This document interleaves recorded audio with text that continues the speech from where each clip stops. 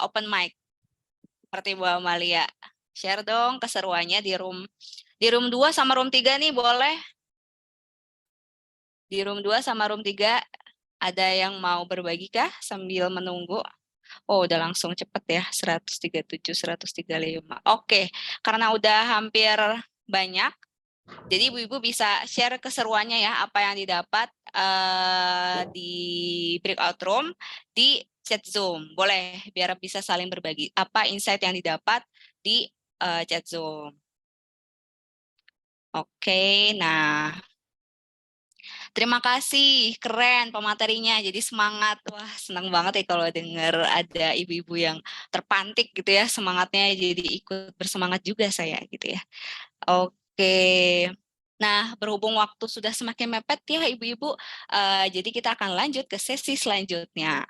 Nah, di sesi selanjutnya ini, ibu dan sister akan menyimak pemaparan dari CAI dan juga JASO ya. Jadi untuk presentasi ini nantinya akan presentasi dulu ya, diselesaikan semuanya, baru sesi tanya jawab. Nah, yang pertama yang akan presentasi adalah perwakilan dari tim Sevening Alumni Association Indonesia, yaitu ada Mbak Moyang, yang beliau adalah seorang Sevening Scholar tahun 2018 dan beliau adalah lulusan dari Leeds University. Adapun nanti dari tim perwakilan dari JASO akan diwakilkan oleh Mbak Rinjani. Nah, untuk teknisnya narasumber akan memaparkan materinya selama 15 menit ya masing-masing. Nanti kemudian akan dilanjutkan sesi tanya jawab bersama 20 menit. Nah, aku mau sapa-sapa nih, adakah Mbak Moyang sudah hadir? Halo Mbak sudah hadir Moyang. Mbak. Halo Mbak Rida, sudah Halo, hadir. selamat siang Mbak Moyang. Sehat Mbak? Siang, sehat, alhamdulillah. Alhamdulillah, oke. Waktu dan Zoom dipersilakan untuk Mbak Moyang. Oh langsung, oke. Terima Iya. kasih Mbak Rida atas waktunya. Assalamualaikum dan selamat siang teman-teman semua. Terima kasih kepada panitia untuk kesempatannya berbagi hari ini. Saya buka slide-nya dulu ya. Oke.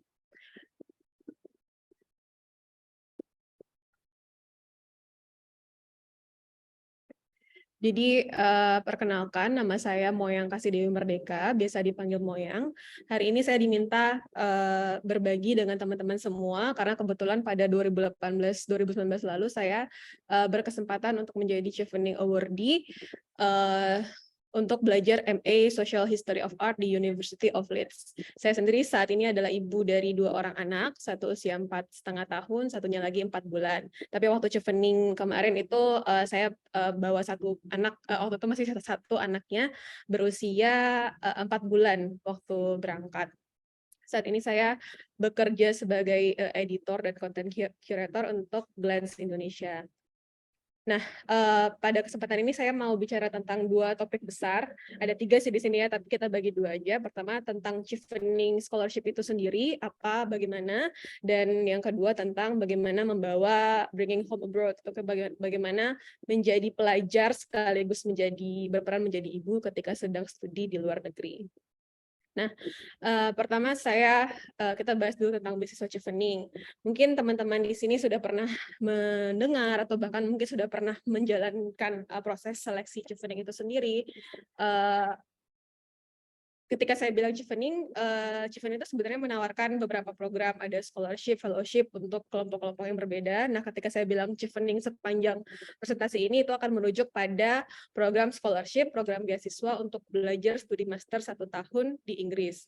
Nah, Chevening ini sponsor utamanya adalah FCDO, Foreign Commonwealth and Development Office di Inggris. Itu kalau di Indonesia kayaknya setara sejenis sama Kementerian Luar Negerinya Indonesia.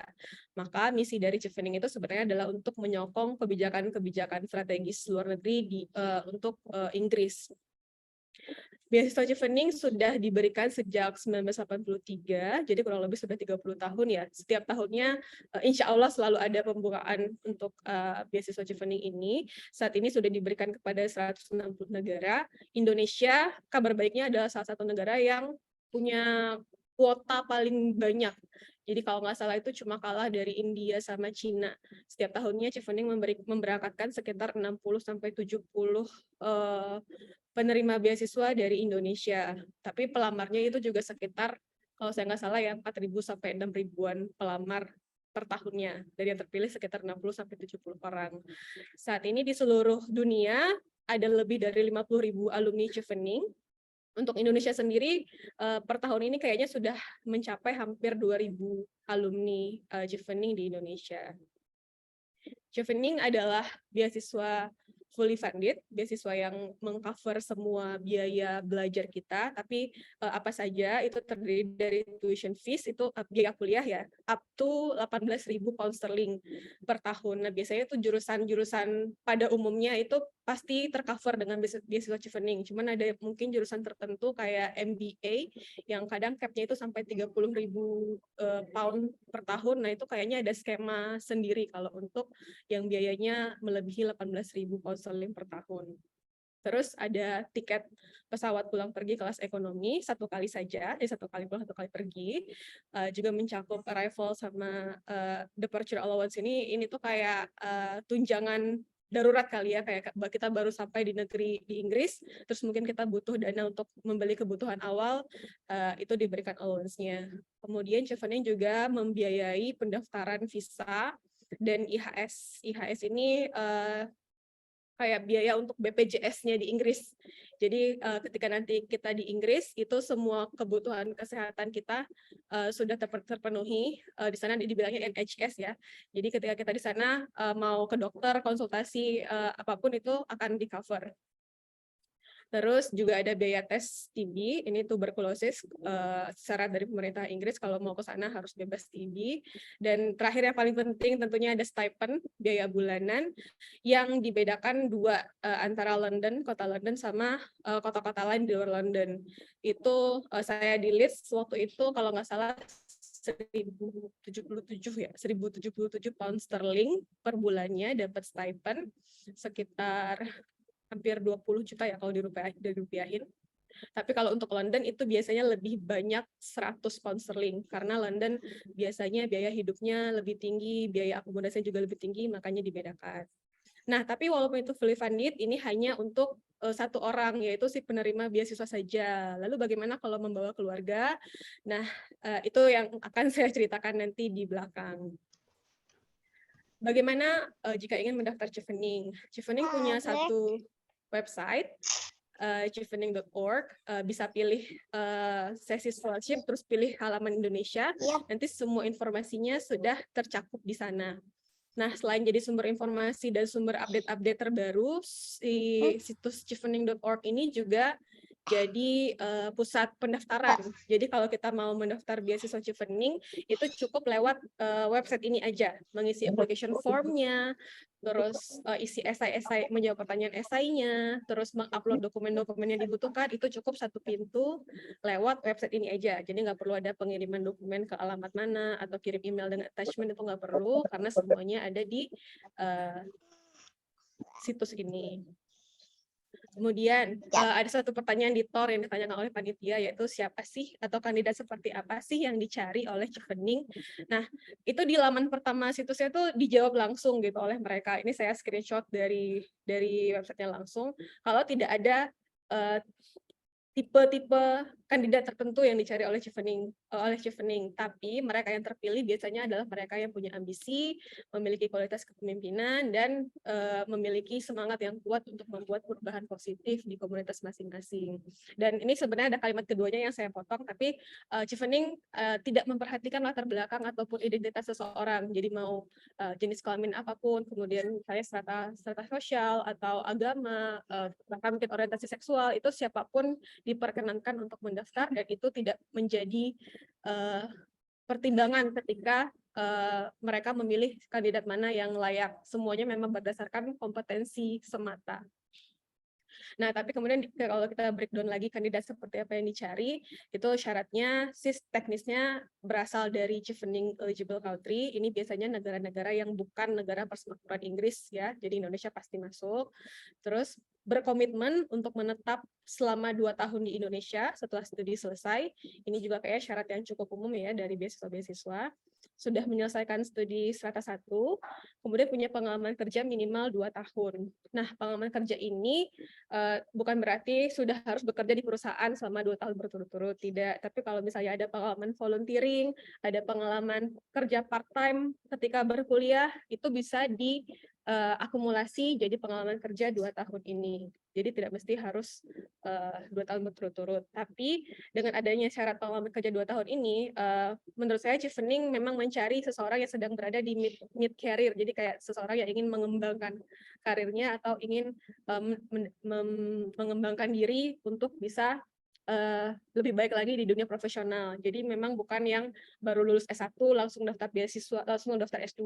Jadi sepertinya Chevening memang tidak mencari yang seseorang yang belum punya pengalaman profesional di dunia kerja gitu. Maaf kalau agak buru-buru ya. Kemudian syarat terakhir tapi yang paling penting adalah tentunya sudah diterima di universitas di Inggris. Jadi Chevening bukan beasiswa yang kita daftar Chevening lalu langsung didaftarkan ke kampusnya juga, tidak. Tapi kita harus memastikan diri kita mendapat tempat dulu di kampus, baru kemudian nanti Chevening akan menurunkan beasiswanya. Nah, ini tahapan aplikasi yang biasanya terjadi setiap tahun. Di bulan Agustus biasanya tuh udah mulai woro-woro tuh, bisa follow akun Instagram, akun sosial media Chevening, biasanya sudah mulai ada countdown ketika pendaftaran sudah akan dibuka. Selama kurang lebih 3 bulan sampai Agustus sampai November, si websitenya itu akan terbuka untuk pendaftaran dan kita bisa sign up bikin akun di situ, terus kita bisa mengisi data-data, mengisi esai, sampai akhirnya deadline di bulan November. Nah, yang menarik buat saya dari Chevening adalah dia menurut saya pribadi ya cukup simpel. Jadi ketika kita di tahap pendaftaran ini, kita belum perlu memasukkan dokumen-dokumen kayak LOE, kayak surat rekomendasi, tes IELTS, itu belum perlu. Karena di tahap ini tuh yang paling penting adalah esai. Jadi di dalam application formnya itu ada 4 pertanyaan besar esai yang perlu kita jawab terkait topik leadership, networking, study plan, dan future plan-nya kita. Nah, esai inilah yang jadi modal penyeleksi nanti untuk melihat kompetensi kita. Nah, tapi dokumen-dokumen lain masih belum perlu di tahap ini. Nah, buat saya ini memudahkan ya. Jadi kayak kita daftar tapi belum punya modal yang lain-lain itu masih bisa disiapkan sambil jalan. Kemudian sekitar 3 bulan, di bulan Februari biasanya sudah mulai tuh ada email-email yang memberitahukan apakah kita lulus ke tahap berikutnya atau tidak, yaitu tahapan interview. Nah, pada tahap interview inilah baru muncul syarat yang kedua, yaitu education document. Ini ijazah dan transkrip, jadi bukti kalau kita sudah selesai S1, ijazah dan transkrip. Kemudian surat rekomendasi, butuh 2 surat rekomendasi dari 2 orang. Yang ini kita harus submit sebelum jadwal interview kita. Jadi kalau kita lolos interview, biasanya dikasih tahu misalnya di bulan Maret, nanti kita book jadwal interview itu sekitar bulan April. Nah, dalam waktu sebulan itu kita bisa menyiapkan ijazah dan transkrip nilai, juga surat rekomendasi. Kemudian kita upload ke website sebelum waktunya interview kita berlangsung. Nah, di tahap ini juga belum perlu LOE nih, belum perlu kalau kita sudah diterima di kampus, karena interview jadi tahap terakhir di mana kita masih bisa mengubah pikiran. Jadi kalau kita mau mengubah jurusan atau kampus yang ingin kita tuju di Inggris, kita masih bisa melakukannya pada tahap interview. Kemudian bulan Juni barulah muncul pengumuman apakah kita terpilih atau tidak. Itu ada 2, selected candidates dan reserved candidates. Selected candidates itu yang memang pasti akan dipilih oleh Chevening kalau berhasil memenuhi syarat berupa bukti diterima di kampus. Tapi kalau lalu ada reserved candidates. Reserved candidates itu kayak waiting list. Kalau ada selected candidates yang mengundurkan diri atau mungkin tidak bisa memenuhi syarat pada waktu yang ditentukan, maka reserve candidate lah yang akan maju. Kalau itu sudah terpenuhi, di bulan September kita bisa berangkat untuk studi, di mana sebelumnya kita harus memenuhi dulu ya kebutuhan-kebutuhan dokumen untuk bepergian ke Inggris. Nah, kemudian mengapa Chevening? Dari semua beasiswa, dan hari ini juga kita mendengar banyak ya pilihan-pilihan beasiswa, ini alasan saya pribadi ya, alasan paling personal bagi saya mengapa saya memilih Chevening. Pertama karena syaratnya yang menurut saya itu agak simpel. Jadi sambil jalan, sambil daftar, masih bisa nyicil tuh nyiapin dokumen-dokumen yang dibutuhkan. Surat referensi dulu, terus nanti baru mikirin LOE, jadi kayak enggak semuanya sekalian di awal. Lalu kesempatan berjejaring yang sangat didorong oleh Chevening. Chevening punya 50.000 alumni di seluruh dunia, di Indonesia 2.000. Nah, itu biasanya setiap tahunnya selalu ada event-event untuk mengumpulkan alumni-alumni ini. Kemudian selama berkuliah di Inggris, itu juga biasanya setiap bulan ada aja kalender event yang kita bisa ikutin gitu. Jadi kayak misalnya event volunteering, atau seminar dan lain-lain yang kalau kita ikut kita bisa ketemu dengan awardee Chevening lainnya dari seluruh dunia. Kemudian proses yang fair. Nah, ini benar-benar personal bagi saya. Jadi ketika saya interview di bulan April 2018 itu, saya posisinya lagi hamil 8 bulan. Perutnya udah besar banget kan, pasti kelihatan nih kalau lagi hamil.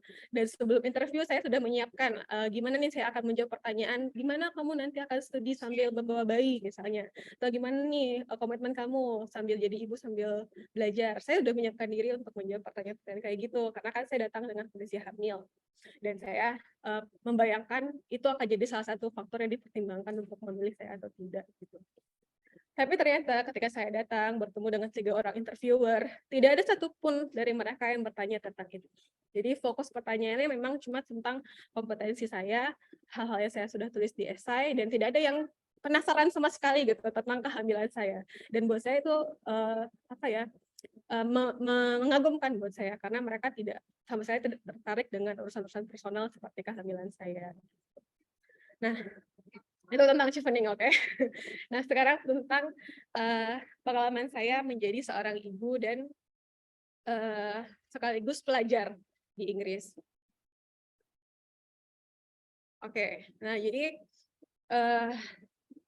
mungkin di sosial media kelihatan seorang penerima beasiswa kelihatan nyaman, indah, semua ditanggung segala macam, tapi ternyata tidak ibu-ibu karena di balik itu ada modal yang harus kita siapkan. Apalagi kalau kita mau membawa keluarga. Nah, kalau saya breakdown nih, biaya sebelum berangkat aja udah ada beberapa yang harus disiapkan. Saya saat itu kan mau membawa suami dan anak usia 4 bulan. Tentunya yang perlu dipikirkan adalah biaya tiket pulang pergi untuk mereka berdua.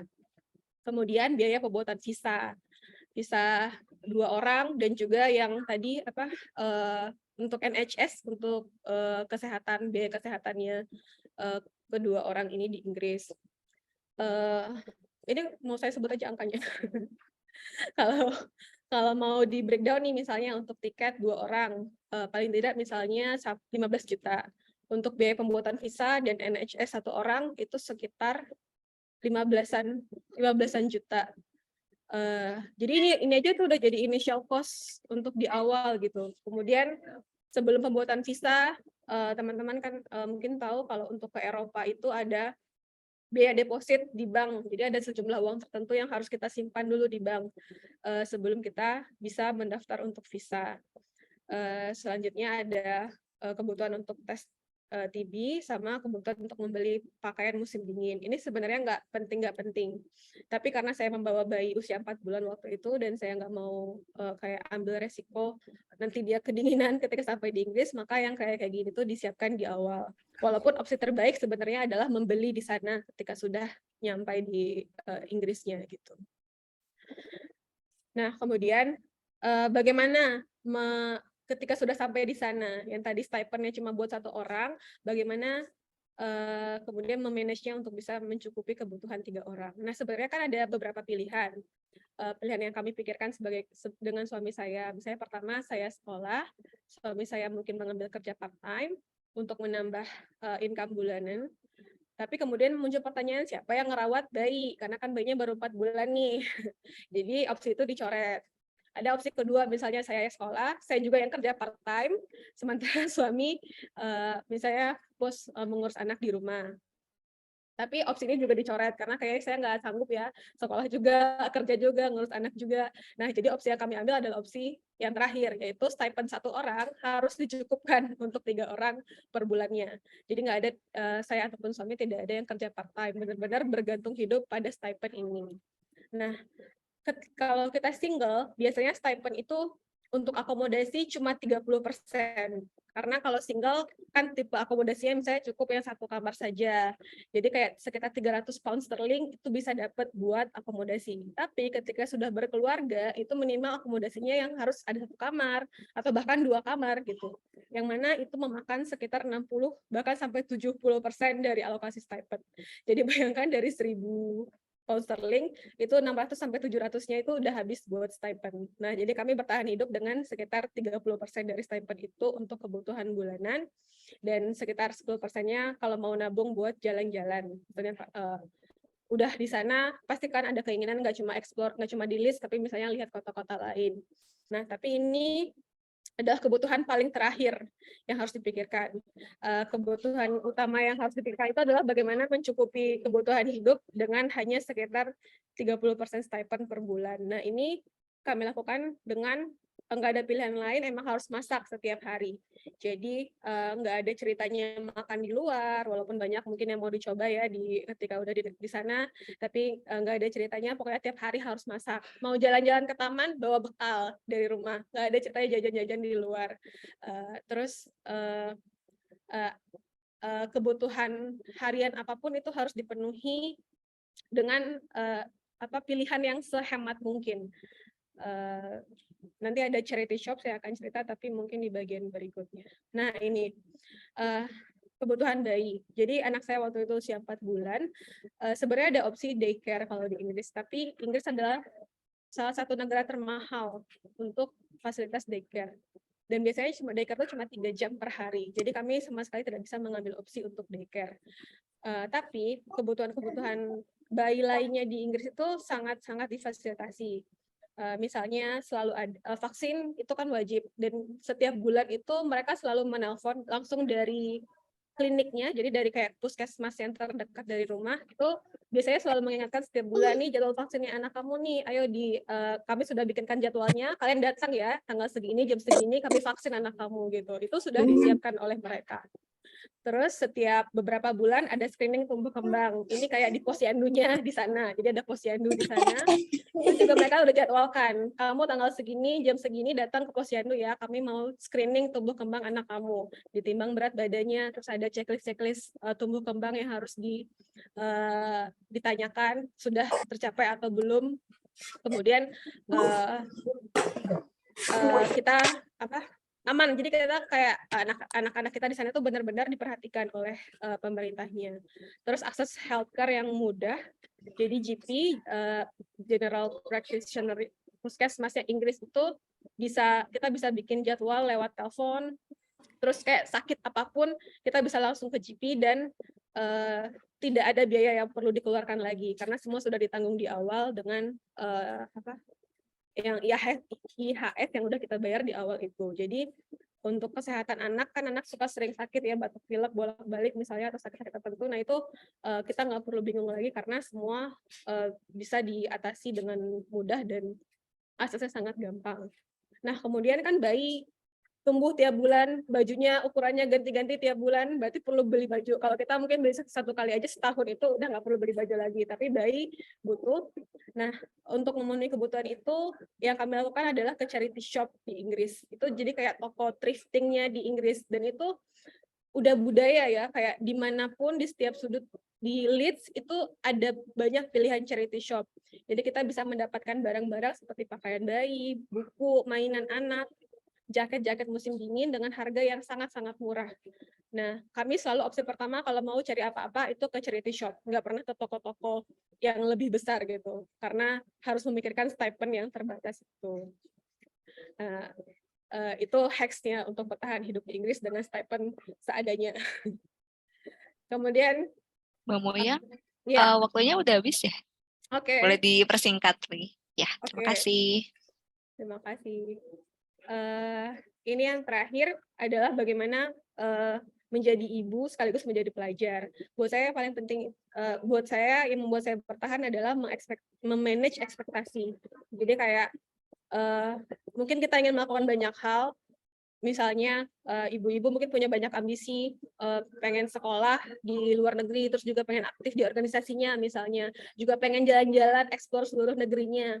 tapi itu adalah terlalu banyak ekspektasi, dan kalau ingin melakukan semuanya sekaligus, menurut saya itu akan tidak mampu untuk kita lakukan. Jadi sebagai seorang ibu yang punya multi peran, kita benar-benar harus bisa memanage ekspektasi, pick our own battles, jadi pilih mana yang benar-benar ingin kita perjuangkan. Dan bagi saya saat itu adalah menyelesaikan studi saya dengan baik dan mengurus anak saya dengan baik. Cukup 2 itu saja yang saya prioritaskan, yang lain-lainnya bisa belakangan. Begitu dari saya, terima kasih, mohon maaf ya kalau kelebihan waktunya. Baik, terima kasih Mbak Moyang. Aduh, seru banget ya. Aku menggarisbawahi bahwa kita harus bisa menentukan prioritas ya Mbak ya. Saat itu kita mau mengejar apa. Jadi biar kita fokus dan kita coba abaikan dulu yang lain gitu ya. Nanti gampang dikejar lagi gitu di next time.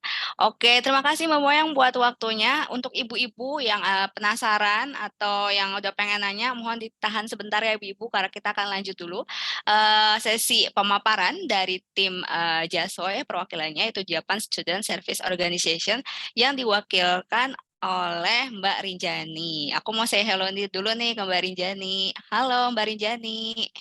Halo, selamat siang. Halo, selamat siang Mbak. Sehat Mbak? Alhamdulillah. Alhamdulillah. Baik. Untuk ibu-ibu semuanya, nanti mungkin kalau ada pertanyaan boleh drop dulu aja di kolom chat ya. Nanti akan dipilih oleh panitia pertanyaan yang terpilih. Karena memang waktunya sangat terbatas, jadi mohon maaf tidak semua pertanyaan diajukan ke pemateri. Untuk waktunya 15 menit ya Mbak Rinjani untuk pemaparan. Nanti selanjutnya akan sesi tanya jawab. Dipersilahkan Mbak Rinjani. Iya, terima kasih. Ini apa share screen saya terlihat? Aman Mbak, terlihat. Oke. Terima kasih kepada tim Lab Belajar Ibu yang sudah memberikan kesempatan ya bagi JASO untuk menjelaskan nih kepada kakak-kakak dan ibu-ibu sekalian yang berminat untuk studi ke Jepang. Mungkin izinkan saya langsung saja Mbak Rinjani. presentasikan ya. Oh ya, oke. Tadi belum di share belum di full screen. Baik, sudah Mbak. Terima kasih. Oke, di sini saya akan menjelaskan sesuai request ya. Ini tim Lab Belajar Ibu, apa itu JASO, lalu kita akan memberikan gambaran secara umum untuk gimana sih untuk studi ke Jepang, persiapan studinya, serta nanti gimana kehidupan nanti di Jepang, kurang lebih gambarannya. Serta menjelaskan sekilas nih mengenai beasiswa di Jepang. Mungkin tadi sudah disampaikan bahwa kami dari JASO Indonesia, ini singkatan dari Japan Student Services Organization. Jadi kami adalah lembaga independen administratif yang memang jatuhnya persis di bawah Kementerian Pendidikannya Jepang. Nah, kalau untuk tugas JASO ini banyak banget, termasuk salah satunya mengurus ya untuk beasiswa yang diperuntukkan bagi mahasiswa asing yang berangkat ke Jepang dengan biaya sendiri. Lalu ada juga program dukungan untuk mahasiswa asing lainnya dengan adanya kantor JASO Indonesia yang fungsinya kami sebenarnya hanya berfokus sebagai lembaga yang mempromosikan dan kayak kalau misalnya mau konsultasi juga ke JASO itu boleh banget untuk studi ke Jepang. Nah, untuk saat ini data terakhir tahun kemarin ya, kalau Jepang perhitungannya itu per Mei 2021, itu di Jepang sendiri sudah banyak mahasiswa asing yang studi di Jepang. Itu ada 242.000 orang, dan dari Indonesia sendiri ini sudah ada 5.000 mahasiswa yang memang tersebar di seluruh Jepang. Baik yang itu short term ataupun yang long term. Biasanya banyak kenapa sih alasan kita studi ke Jepang ya. Pertama, Jepang ini memiliki standar pendidikan yang tinggi. Seperti mungkin beasiswa INPEX tadi ya, ada salah satunya itu lebih ke bidang sainsnya ya memang kalau ke Jepang. Lalu di Jepang ini lingkungan sudah bernuansa semakin internasional dengan banyaknya mulai dibukanya perkuliahan yang dalam bahasa Inggris. Jadi kita kayak nggak punya kemampuan bahasa Jepang pun nggak masalah gitu, untuk studi ke Jepang. Lalu untuk misalnya kita bicara soal biaya, Jepang dapat dikatakan biaya pendidikannya cukup terjangkau jika memang kita membandingkan dengan mungkin Eropa atau misalnya Amerika gitu. Lalu kesempatan bekerja di Jepang, baik itu yang part-time ataupun yang full-time, ini semakin banyak bagi mahasiswa asing. Lalu alam dan budaya Jepang itu yang kaya, yang nanti kita bisa nikmatin ketika kita masa studi di Jepang. Kurang lebih gambaran Jepang seperti ini. Dan untuk pendidikan tinggi di Jepang sendiri, biasanya karena saya dapat informasi ya, jatuhnya ini rata-rata mayoritas sudah lulus dari jenjang universitas, kita akan fokus ke bagian graduate school nanti. Nah, untuk graduate school-nya sendiri, untuk program master dan doktoral, universitasnya cukup banyak, baik yang nasional, lokal publik, maupun private. Nah, mungkin sistem lokal publik ini agak berbeda ya, mungkin nggak ada di Indonesia juga. Jadi lokal publik ini bisa dibilang sama-sama universitas negeri, tapi kalau yang nasional, kayak kalau di kita di bawah Kemendikbud, nah kalau untuk lokal publik ini universitas negeri, tapi yang punya adalah Pemda. Seperti itu. Dan untuk private, ini jumlahnya akan jauh lebih banyak ya, sampai 400 universitas. Next, di graduate school sendiri, untuk master dan doktoral, kurang lebih sama masa belajarnya dengan di Indonesia. Untuk masternya 2 tahun dan doktoral kurang lebih 3-5 tahun. Tapi memang ini di luar masa research student atau masa mahasiswa riset. Undergraduate, junior college, professional training college, dan college technology ini biasanya untuk lulusan SMA. Untuk biaya pendidikan sendiri ya, tadi sempat saya mention, gimana kalau di Jepang, ini agak uniknya, kalau misalnya nih kita masuk ke universitas nasional atau lokal publik, di Jepang ini mereka sistemnya adalah flat rate. Jadi mau di universitas manapun, jurusan apapun, itu harga biaya tuition fee-nya atau biaya pendidikannya ini rata. Jadi di tahun pertama mungkin akan ada biaya masuk dan biaya sekolah. Itu kalau di total kurang lebih, kalau untuk yang nasional ada di 800.000 yen. Nah, nanti di tahun kedua, ketiga, dan keempat ini yang dibayarkan itu yang hanya 535.800 yen. Seperti itu.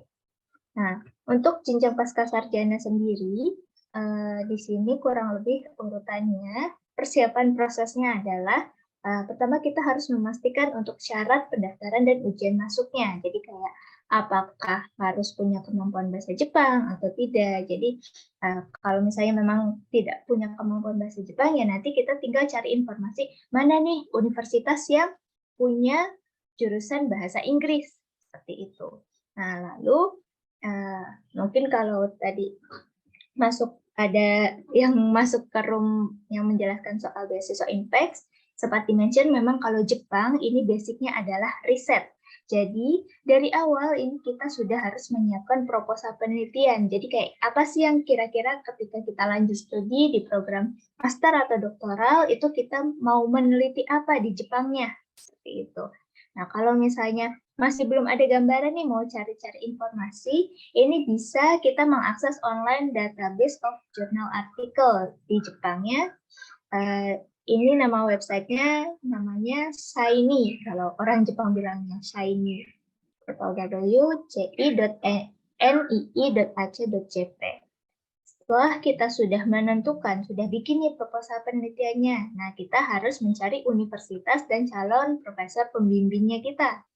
Seperti itu. Jadi kayak kalau misalnya kita nggak punya kemampuan bahasa Inggris, ya udah kita sudah tahu nih, oh ada di Universitas A. Nah, nanti kita siapkan proposal penelitian dan nanti akan menghubungi calon profesor pembimbingnya kita.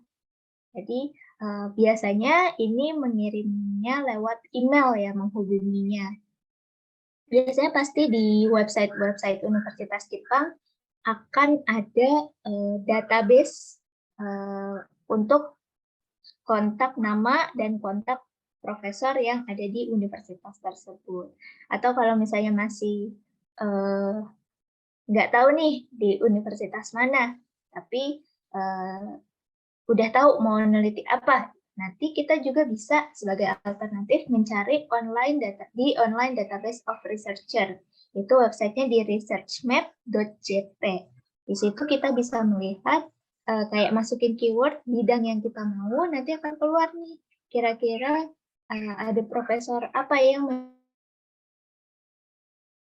memang di bidangnya seperti itu. Kalau tadi ya menghubungi calon profesor pembimbing ini biasanya lewat email, tapi memang untuk agak menghubungi profesor pembimbing ini juga cukup perjuangan bisa dikatakan, karena jatuhnya kayak nggak selamanya kita pengen sama profesor pembimbing A, kita udah hubungin, udahnya belum tentu sebenarnya beliau merespon, karena mungkin profesor sendiri banyak alasan ya, jadi kayak mungkin beliau sedang semester ini sedang sibuk dengan penelitian sendiri, atau misalnya kuota untuk labnya sudah penuh, atau dinilai justru proposal penelitian kita itu tidak sesuai dengan bidangnya beliau, seperti itu. Jadi memang untuk pencarian profesor pembimbing kita nggak cuma bisa berharap satu orang saja gitu. Jadi memang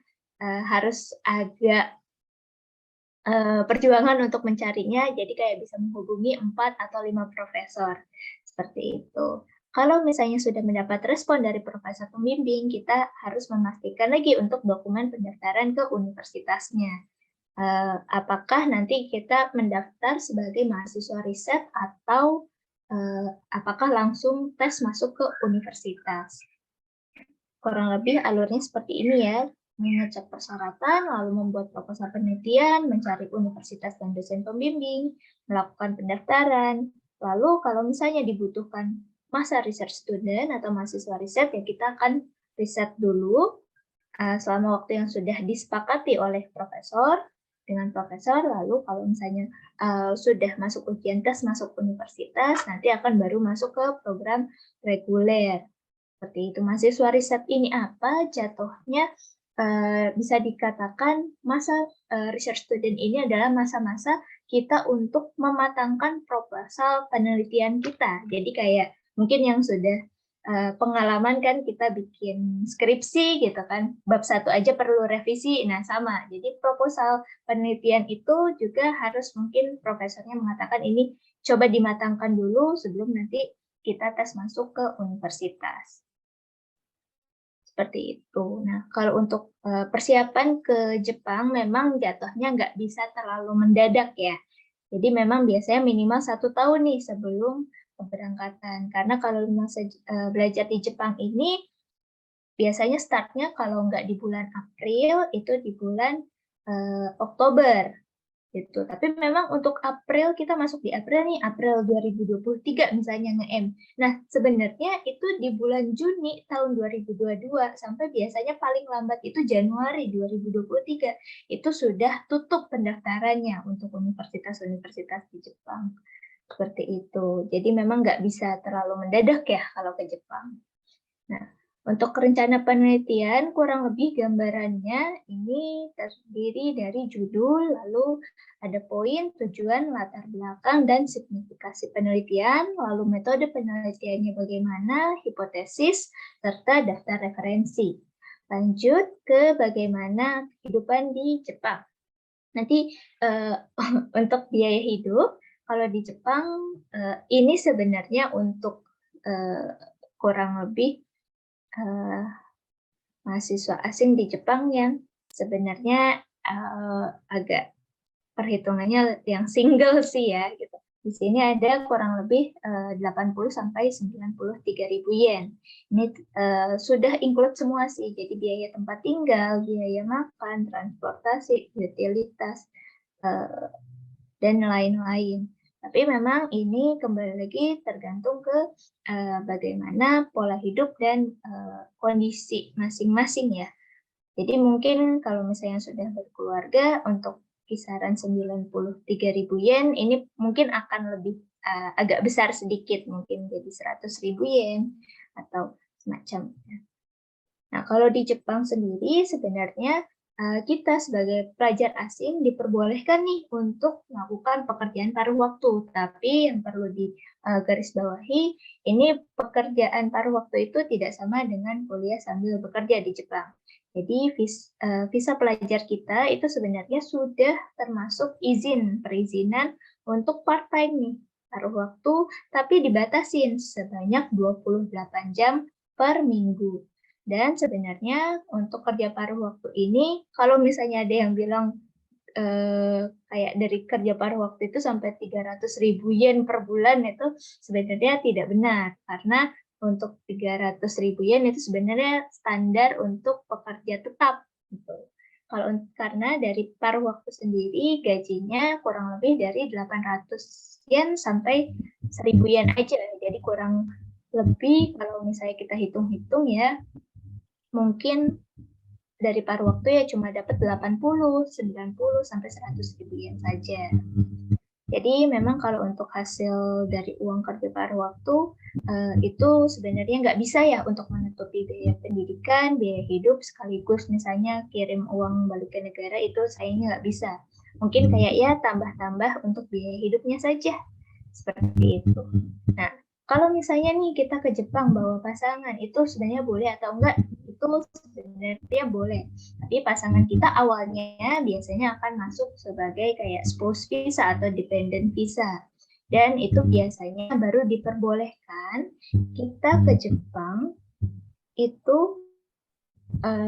kurang lebih 3 bulan nih setelah si pelajar asing ini datang ke Jepang. Karena kita baru bisa urus soal visanya itu setelah kita sudah di Jepang. Urusnya biasanya ke universitas sama kurang lebih ke kayak kelurahan lah ya, seperti itu. Nah, sayangnya kalau misalnya nih suami kita ikut, mungkin agak sama ya dengan negara-negara lain, suami atau anak itu sebenarnya nggak boleh untuk kerja full time di Jepang. Tapi memang pasangan kita ini bisa untuk cari part time juga, maksimal 28 jam per minggu. Atau sebagai alternatif lainnya, nanti ketika sudah di Jepang nih pasangan ini bisa mencari lagi nih untuk kerjaan full time di Jepang. Nah, tapi nanti visanya akan berubah dengan jadi working visa. Tapi memang dibutuhkan kemampuan bahasa Jepang yang setara dengan JLPT N3 atau N2 kalau misalnya mau dapat kerjaan full time di Jepang. Kalau biasanya yang kemampuan JLPT-nya N3 biasanya harus punya skill khusus lainnya sih. Seperti itu. Nah, untuk urusan asuransi kesehatan di Jepang sendiri, di sini setiap warga negara asing itu di Jepang, itu kita harus wajib ya mendaftarkan diri ke asuransi kesehatan nasional di Jepang. Nah, untuk asuransi kesehatan nasional sendiri, ini akan menanggung nih biaya hingga 70% dari biaya pengobatan kalau misalnya kita sakit, gitu. Anggota keluarga juga kita dapat daftarkan.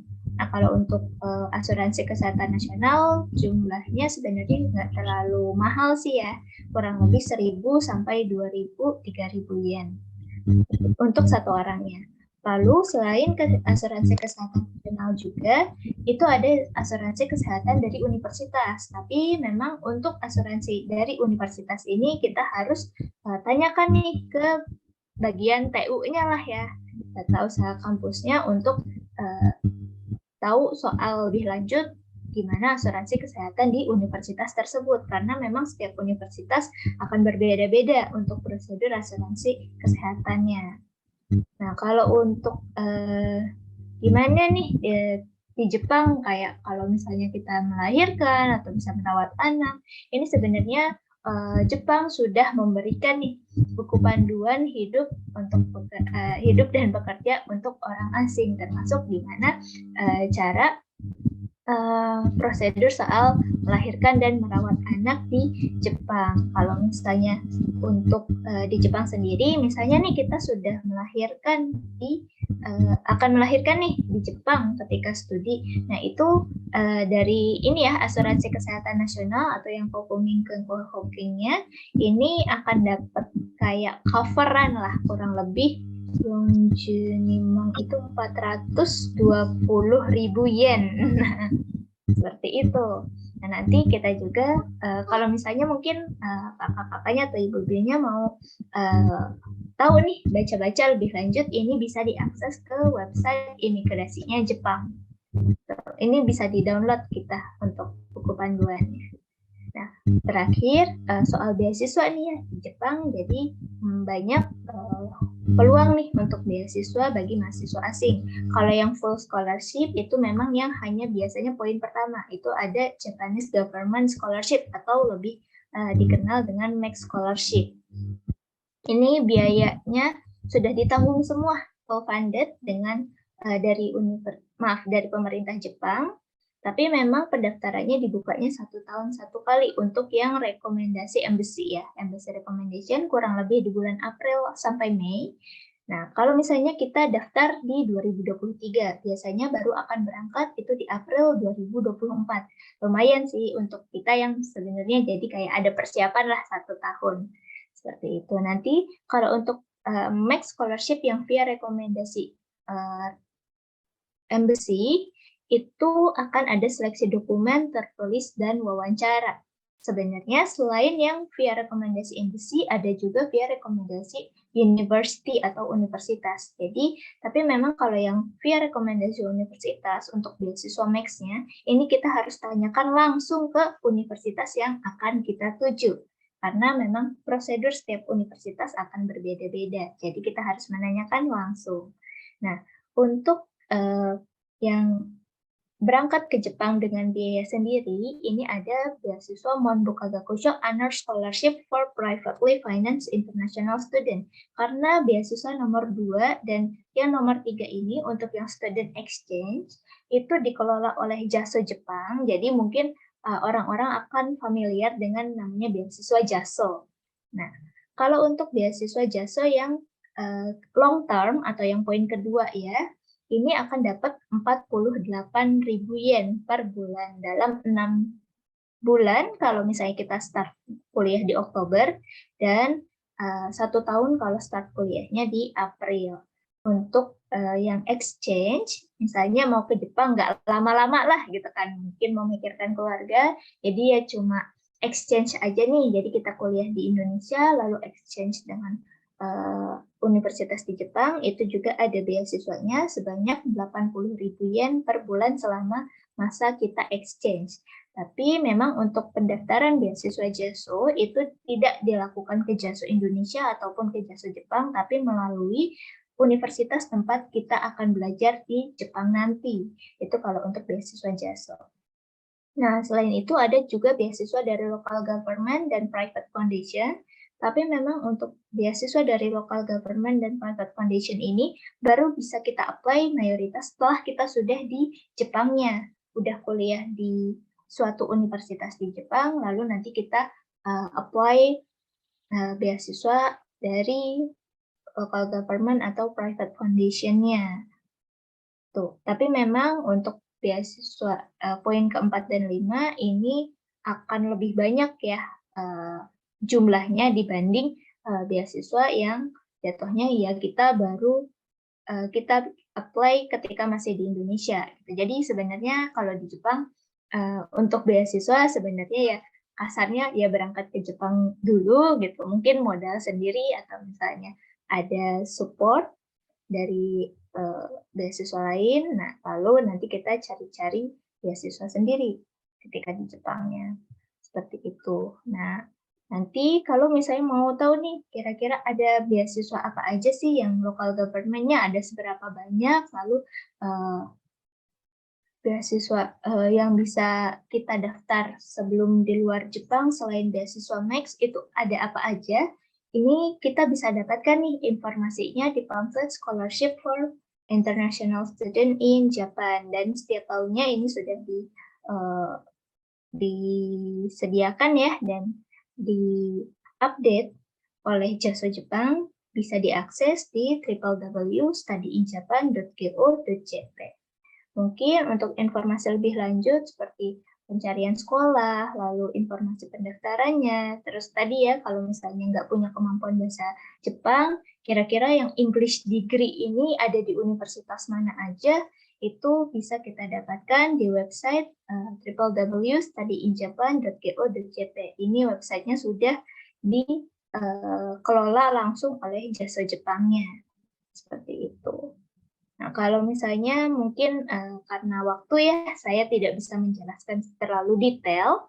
Jadi kalau misalnya mau konsultasi nih lebih lanjut, itu silahkan kami terbuka, bisa menghubungi kami melalui email di info@jaso.or.id atau telepon di 021 252 1912, lalu Facebook atau Instagram di @jaso.indonesia.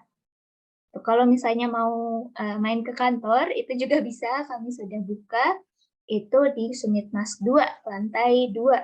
Tapi untuk kunjungan ke kantor, itu diharapkan melakukan reservasi terlebih dahulu di www.jasso.or.id. Mungkin sekian dari saya, terima kasih untuk waktunya. Saya kembalikan ke MC. Baik, terima kasih Mbak Rinjani atas pemaparannya yang luar biasa, detail, singkat, padat, dan jelas ya. Terima kasih sekali. Oke, sekarang kita waktunya sesi tanya jawab ya, Ibu-ibu. Siapkan jempolnya. Aku akan memilih satu penanya yang mau bersedia open mic ya. Nanti ini bareng nih. Kita ada Mbak Moyang juga, ada Mbak Rinjani juga ya. Nah, boleh nih yang mau bertanya langsung dipersilakan satu orang. Sebelumnya makasih banget ya Mbak Moyang udah menjawab pertanyaan via chat. Tadi Ibu banyak banget ya, dan aku lihat Mbak Moyang gercep banget nih balas-balasin. Makasih banget Mbak Moyang. Sama-sama, Mbak. Iya. Nah, boleh dong Ibu-ibu yang mau open mic, aku tunggu ya. Apakah ada? Biar ngobrol langsung nih. Atau Mbak Rinjani yang tadi ada pertanyaan barusan terkait perkuliahan di Jepang ya. Ada? Ini daripada mencerna materi kayaknya ya. Oke, raise hand. Siapa-siapa? Aku nggak lihat. Wait. Oke, aku ini ya, lihat yang teratas ya. Boleh Ibu Yeni, apakah bisa open mic? Bu Yeni dari Jogja. Halo Ya. Ibu. Halo Ibu, terima Silakan. kasih. Silakan ditujukan ke siapa dan mohon untuk satu pertanyaan aja Bu yang untuk ditanyakan. Oke. Terima kasih. Iya, terima kasih Ibu Rida. Perkenalkan, saya Yeni dari Jogja. Untuk presentasi dari Mbak Moyang dan Mbak Rinjani ini sangat menarik sekali. Khususnya kalau untuk yang chevening, memang saya baru kali ini mengikuti presentasi dari chevening scholarship, dan itu memang hanya untuk S2 ya Mbak Moyang ya. Kalau untuk S3-nya belum memang tidak ada di scholarship itu, atau kita boleh nggak sih ngambil kayak double degree gitu? Misal kita sudah lulus S2 ya di sini, kemudian karena pengen nyoba untuk dapat degree lagi untuk master degree gitu, bisa nggak sih untuk apply chevening-nya itu? Oke, langsung saya jawab ya. Terima kasih Mbak Yeni untuk pertanyaannya. Kalau untuk PhD atau S3, setahu saya dari chevening belum ada. Jadi kalau yang chevening scholarship itu memang khusus untuk studi masternya. Nah, tapi kalau untuk double degree atau mau mengambil S2 lagi, walaupun sudah punya gelar, itu sangat-sangat dimungkinkan. Kita bisa selama itu bukan beasiswa chevening juga. Jadi kalau kita sebelumnya sudah S2, lalu kita mau S2 chevening itu bisa. Tapi kalau S2-nya sebelumnya juga dapat beasiswa chevening, nah itu kayaknya belum memungkinkan ya untuk dapat beasiswa lagi. Tapi yang penting adalah di essay kita bisa meyakinkan mengapa kita mau mengambil studi S2 yang kedua ini. Selama kita bisa menjelaskan alasan yang kuat, nah itu bisa jadi pertimbangan untuk memilih kita sebagai awardee. Gitu Mbak Yeni. Iya, maksimal usia berapa sih Mbak Moy untuk chevening tadi? Nggak ada, Mbak. Jadi kalau chevening itu Ada? dia sama sekali nggak memikirkan usia ya. Jadi mau Oh, usia 60 tahun, mau belajar S2 oke, lagi oke. juga bisa, boleh. Oke, bisa ya. Jadi meskipun gap year-nya udah 10 tahunan masih bisa ya. Oke deh. Baik-baik. Nanti saya cari informasi lebih lanjut lagi. Terima kasih Mbak Moyang. Sekian Sama-sama, Ibu Mbak Rida, Yeni. terima kasih. Terima kasih Bu Yeni. Aduh, tadi ini ya terkait chevening ya. Dan aku juga nanti mau baca ini Mbak pertanyaannya. Mungkin ada beberapa yang beririsan bisa dijawab sama Mbak Rinjani sama Mbak Moyang terkait batasan usia nih. Nah, tadi mungkin Mbak Rinjani kan udah menyebutkan ada 5 jenis scholarship itu ya. Nah, masing-masing itu apakah ada batasan usia? Tadi mentionnya apakah maksimal 35 atau mungkin ada yang kayak chevening gitu di atas 35 masih boleh tanya. Nah, itu mungkin bisa dibantu jawab ya Mbak Rinjani sama Mbak Moyang terkait batasan usianya ini. Monggo dari Mbak Rinjani dulu. Oke, terima kasih. Kalau untuk batasan usia, untuk yang beasiswa Max via rekomendasi embassy itu ada batasan usianya adalah 34 tahun. Seperti itu. Nah, tapi kalau misalnya yang beasiswa JASO, tadi ya yang 48.000 yen bagi mahasiswa asing yang berangkat ke Jepang dengan biaya sendiri, itu selama status kita adalah mahasiswa asing di Jepang, atau yang exchange ya tadi, selama status kita adalah mahasiswa exchange di Jepang, itu kita bisa untuk mengajukan diri untuk mendaftar ke beasiswa JASO via rekomendasi universitasnya kita. Seperti itu. Kalau untuk yang local government atau private foundation, ini memang mau tidak mau kita harus cek ya. Tadi di pamflet yang tadi yang sempat saya mention, yang scholarship for international student in Japan, itu biasanya terlampir apakah ada batasan usia atau tidak. Tapi kalau misalnya selama ini kami pantau sih rata-rata nggak terlalu banyak ya yang ngasih batasan usia seperti itu.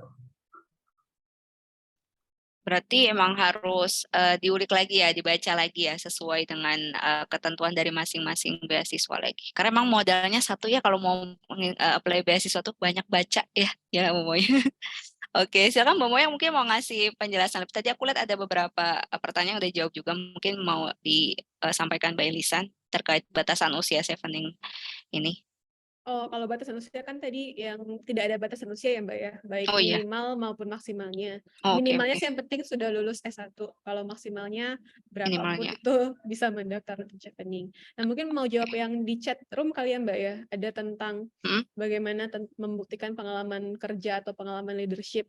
Aku Oh boleh iya, jawab boleh. yang di chat ini dari Mbak Ayu Apriani di Jambi. Nah, Boleh. kalau untuk pengalaman kerja dan pengalaman leadership itu kita menjelaskan lewat esai. Jadi pada saat kita mendaftar ada application form di website, ada 4 pertanyaan besar yang harus kita jawab. Salah satunya itu tentang leadership dan networking. Nah, disitulah kita harus menjelaskan tentang pengalaman kerja ini. Nah, menjelaskannya itu sekalian dengan bukti-bukti. Jadi misalnya kalau kita bilang, saya punya nih kualitas kepemimpinan manajemen kelompok gitu.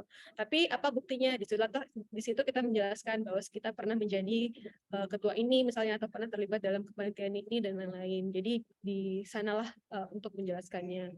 Kemudian ada sekalian juga dari Mbak Ayu, apakah admission fee akan di-reimburse oleh pihak chevening? Nah, ini enggak. Jadi kalau kita mau mendaftar kampus, kan biasanya ada admission fee ya. Itu tidak di-reimburse oleh chevening, itu tanggung jawab kita pribadi. Tapi umumnya sih kampus-kampus di Inggris yang waktu itu sempat saya daftar, itu tidak pakai admission fee, tidak pakai admission fee. Kalaupun ada, itu mungkin hanya beberapa kampus, tidak semuanya. Gitu. Saya kembalikan ke Mbak Rida. Oke, berarti kalau misalnya untuk di beasiswa Jepang sendiri hampir sama kah Mbak Rinjani? Itu semua di esai gitu ya. Terkait leadership kan biasanya hampir semua negara kayaknya ada yang berkaitan pengalaman-pengalaman gitu ya. Disampaikan di esai juga ya.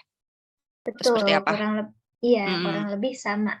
Nanti di beasiswa Max pun nanti akan ada formnya yang menjelaskan jadi kayak bagaimana trigger kita, lalu misalnya kayak apa value-nya kita, kurang lebih seperti itu.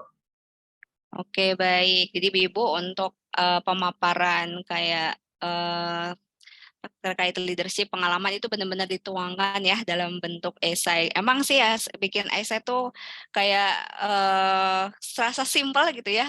Misalnya di request 1000 kata, tapi 1000 kata tuh harus bisa menggambarkan siapa kita, apa yang sudah kita miliki, apa kemampuan kita, dan apa pengalaman kita, dan juga kayak perspektif ke depannya kita mau jadi apa gitu ya, Mbak Moyang, Mbak Rinjani. Jadi esai itu emang harus ini banget, apa istilahnya, ngulik banget. Dan nggak bisa ngedadak ya, tadi ya. Nggak bisa tuh ngedadak cuma seminggu bikin esai. Nah, kalau ibu-ibu back to school udah pada nih, istilahnya apa ya, kita belajar menulis esai itu kayak nggak bisa kayak cuma seminggu doang gitu ya Bu, untuk mendapatkan esai yang langsung bisa lulus gitu ya. Jadi emang harus disiapkan dari jauh-jauh hari, seperti itu. Butuh sesi Oke. sendiri tuh Mbak Rida dari Lab Belajar Ibu Oh buat iya bikin tuh, pelatihan oke esai boleh buat dicatat. ibu-ibu. Oke, boleh dicatat ya, tim Lab Belajar Ibu untuk mungkin khusus gitu ya, kayak pelatihan khusus untuk esai buat ibu-ibu lain di tahun mendatang. Oke, aku sebentar ya. Oke, sudah cukup waktu Q&A-nya. Mohon maaf untuk yang pertanyaannya belum dijawab ya. Terima kasih sekali untuk Mbak Rinjani, Mbak Moyang atas waktunya hari ini. Dan setelah ini, halo adik. Dan setelah ini akan ada sedikit penampilan dari kenang-kenangan Lab Belajar Ibu untuk Mbak Rinjani dan juga tim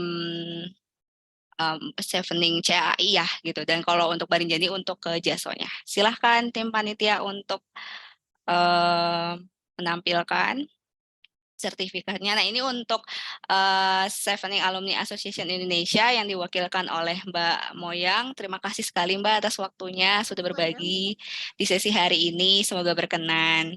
Terima kasih Ibu Rida dan Lab Belajar Ibu juga.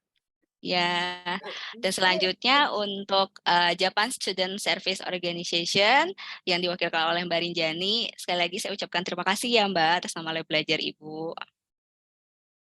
Semoga berkenan. Oke. Oke, semoga informasinya bisa membantu. Iya nih Ibu, mudah-mudahan ya tadi udah dari sesi 1 ya di breakout room berbagai macam gitu ya beasiswa, informasi beasiswa dari para awardee dan juga sekarang penjelasan dari JASO dan juga dari CAI. Mudah-mudahan semakin menambah hasanah gitu ya terkait hal-hal apa saja sih yang perlu ibu-ibu siapkan ke depannya untuk menjadi ibu back to school gitu ya. Nah, ini kita coba cek Bu, sekarang udah jam berapa Bu, Ibu? Udah, kita jadwalnya jam 12 ya Ibu-Ibu, tapi sekarang kita udah jam 12.25 gitu ya. Artinya kita sudah di penghujung acara Ibu-Ibu. Nah, gimana nih? Boleh alirkan rasanya ya Ibu-Ibu, gimana perasaannya hari ini setelah mendengar pemaparan pemateri dari sesi 1 dan sesi 2. Boleh ramaikan chat Zoom-nya ya. Aku happy, aku senang. Oh, terima kasih banyak semuanya, sangat informatif sekali. Terima kasih juga. Luar biasa katanya Bu Husnul. Semangat semakin membara. Wah, kerasa sih buat kita juga ya tim panitia ya, sampai bingung milihin pertanyaannya yang mana. Wah, pokoknya seru banget buat hari ini. Nah, sambil ibu-ibu mengalirkan aliran rasanya gitu ya terkait sesi hari ini, boleh dibantu ya ibu-ibu semuanya, ibu dan sister, mohon kesediaannya untuk mengisi link feedback yang sudah di-share oleh tim panitia di kolom chat ya, agar kedepannya nanti tim LBI bisa lebih optimal dan juga mengakomodasi kebutuhan-kebutuhan apa saja nanti kedepannya untuk ibu pelajari. So, jadi buat aku pribadi ya, sebuah kebahagiaan tersendiri gitu ya, bisa membersamai ibu-ibu semuanya di event Scholarship Day ini. Semoga apa yang kita dapatkan hari ini bisa menjadikan langkah kita semakin jelas dan mimpi untuk menjadi ibu back to school semakin dekat ya ibu-ibu. Jangan lupa juga untuk pantengin Instagram LBI @labbelajaribu untuk menikmati konten-konten dan juga update terkait kegiatan Lab Belajar Ibu di selanjutnya. Terima kasih juga kami ucapkan kepada sponsor Paragon Corp dan juga terima kasih kepada tim CAI dan tim JASO yang sudah berkenan sharing di hari ini. Semoga kita bisa bertemu lagi di event selanjutnya. Aku izin ada satu pantun ya buat ibu dan sister semuanya. Pagi-pagi anaknya nyemil surabi, lanjut jalan pagi bersama keluarga. belajar di event Scholarship Day sudah usai. Sampai jumpa lagi di event selanjutnya. Dadah Ibu-Ibu. Wassalamualaikum warahmatullahi wabarakatuh. Waalaikumsalam. Terima kasih.